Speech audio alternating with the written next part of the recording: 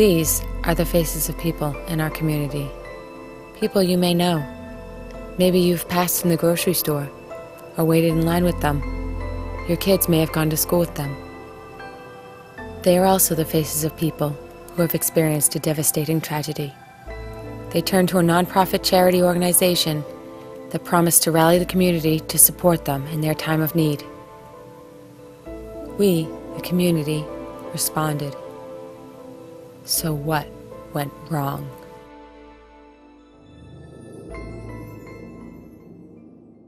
Touched by Angels is a nonprofit charity organization located in Marston's Mills, Massachusetts.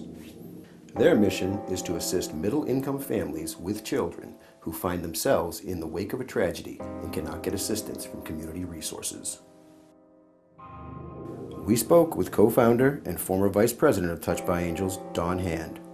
She explained what the organization's original mission was. I went into business with Gina Clark in October 2007, starting an organization founded on the mission and dream to help middle-class families in need who had experienced a tragedy in their life. The understanding is that 80% of all donations that came in, no matter about how big or small, went to the family straight across the board, and the organization got 20%. Within a short time, she noticed discrepancies. 5 months into the organization, I started questioning transactions in the bank account, different things here and there. Every time I did, my position was threatened. At this time, Gina Clark and her husband Chris took full control of Touched by Angels. Her husband and she had decided that they were going to take control of everything, that my name was no longer on the business account, and that's the way it's going to be. When confronted about these changes, Gina Clark informed Dawn of further changes. She said that's not the only thing that's changing. From now on, the organization gets 100% of all the money coming in, raffle ticket money, donations, whatever there may be coming in, except for the day of the benefit, where the family will receive 80%. I looked at her and I said, Gina, you can't do this. This is wrong. This is not right. This is not what we founded this organization on. And she said, well, if you don't like it, you can leave. And that's what I chose to do.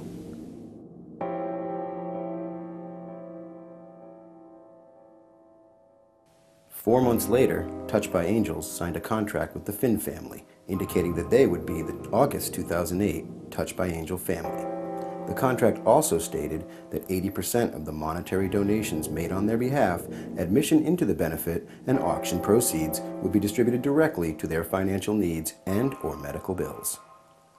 In their own words, the Finn family describes their experience with Touched by Angels. My mother found Touched by Angels, introduced them to us. For the whole month of August, they would work in the community raising funds, getting gift certificates for auctions and raffles, and that we needed to make a list of, people that we knew so they could send brochures to, businesses that we went to so they could, get gift certificates for us out, to go out. I thought it was really quiet. Unless I called them, I didn't hear very much. In the middle of this, my husband ended up back in the hospital. So I was actually in touch with him more, saying, because I was afraid he wasn't going to make the benefit. On the day of the event, the Finns were overwhelmed by the amount of support offered by family, friends, businesses, and the community as a whole. The benefit was fabulous. The volunteers were so nice. The generosity was fantastic, and they were all so happy for us. They invited everyone they knew to the benefit, in hopes of raising as much money as possible to assist them in their time of need. Although the outpouring of support from family and friends was overwhelming, Bobby Finn noticed that Touched by Angels' attempt at an auction seemed disingenuous. It was very slow. It went on for over 3 hours, and the auction didn't take place. People were actually starting to leave, and then they started the auction. And a lot of people were not paying attention, and the auction lasted maybe 10-15 minutes. It ended up being a rush, and so the auction didn't go well at all. The Finns felt that people who had given throughout the month had been deceived into believing the money donated was to go to them. We both opened our hearts, and we were very humbled, seeing a volunteer at a table standing there collecting money in a jar with a big picture of us on their pin and on their shirt and on the table, to come find out that that money wasn't even going for us. They promised us, family time out, medical bills paid, mortgage bills paid, and we really got nothing paid except for one mortgage payment, and that didn't put us in any better position than we were in. It was defeating. I struggled for 7 months to keep my family afloat, thinking that this was going to really finally get us level with the water, and I just felt defeated. And then I was just sinking. There was no way out. I could have done better with a cookout, probably. We had so many great friends that went far above and beyond, and we feel as though they were really cheated.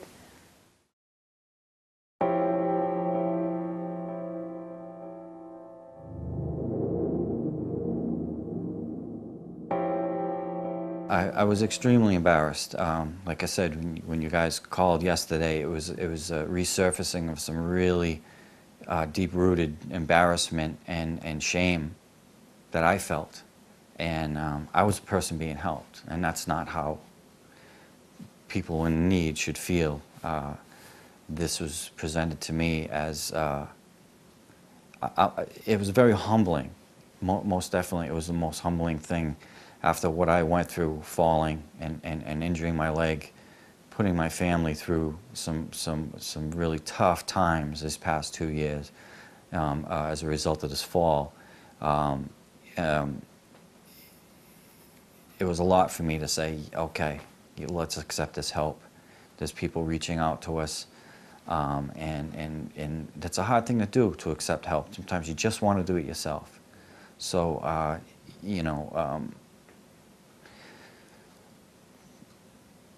to kind of listen to the little voices in the back of your head that says to you, something's not right here, something's not adding up, and try to ignore those voices just because you want to believe that there is goodness in people, that there isn't, that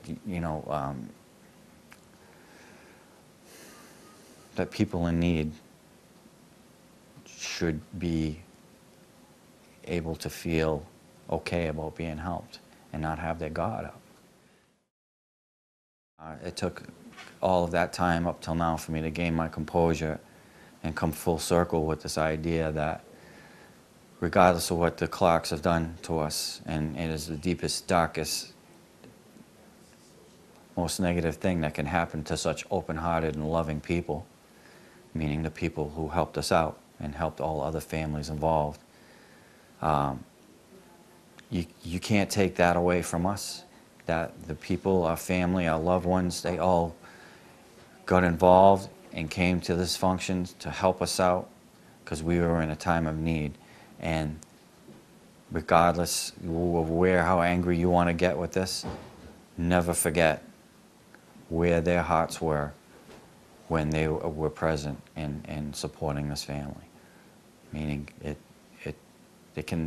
you can do as much bad as you want and steal and do this to all these people, but if the families can hear what I say right now, don't allow them to take that away from you, that day, that time where your family supported you, because that is the most important thing, and that's the very thing that is going to get you through this life. Thanks.